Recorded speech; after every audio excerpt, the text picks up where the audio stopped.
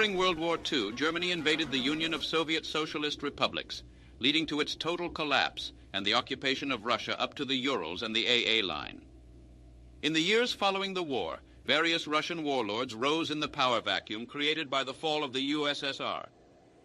Loyal Soviet generals under the leadership of Voroshilov formed the West Russian Revolutionary Front to force the Germans out of Russia. The United States and Japan, both seeing a chance to counter German ambitions, would give military aid and support to the WRRF. When the German economy imploded, the WRRF took the opportunity and launched a massive attack.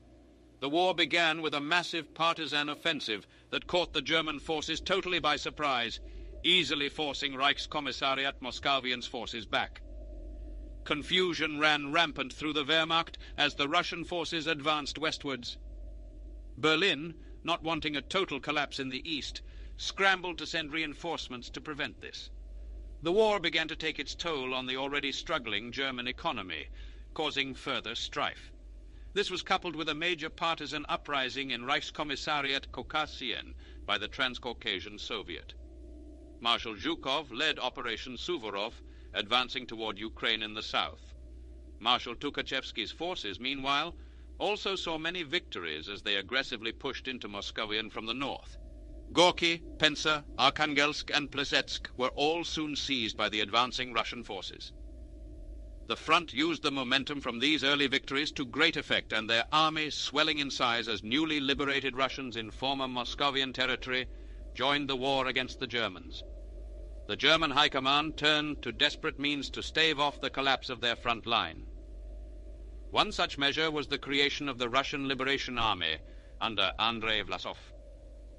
In desperation, the Germans even allowed the creation of the Committee for the Liberation of the Peoples of Russia, KONR, the embryo of a free Russian republic that would rule over areas liberated by the German counter-offensive. The internal struggle in the Reich culminated when SS forces attempted a coup against the Wehrmacht in the east, with the intention of destroying the army to seize power in Germany. The coup failed, however, when General Hans Speidel preemptively attacked the SS, forcing them to disperse. Just as the front's forces were on the brink of reaching Moscow, the hardships of war began to take its toll on WRF forces as the German lines began to solidify. Many of the Soviet generals and their forces abandoned the war effort due to political divisions severely weakening the front from within. Due to these setbacks, Speidel was able to rally the Wehrmacht and defeat West Russia. At the same time, collaborationists such as Vladimir III pushed into communist territory, forming his own state in Vyatka.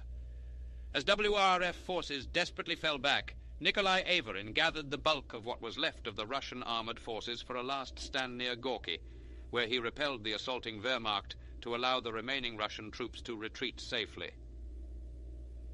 As a direct result of the SS coup, the SS state of Burgundy was created to appease Heinrich Himmler, and the Schutzstaffel was split into the German and Burgundian branches. The WRRF collapsed and was left with control over the area surrounding Arkhangelsk to the far north. New warlord factions rose up to fill the power vacuum caused by the collapse of the WRF in their previously held territory. Despite Germany's success in the war, it was a Pyrrhic victory. The war strained the already reeling German economy even more so, and severely weakening Reichskommissariat Moscovian, which never managed to retake the AA line or many of the cities they had lost during the front's advance.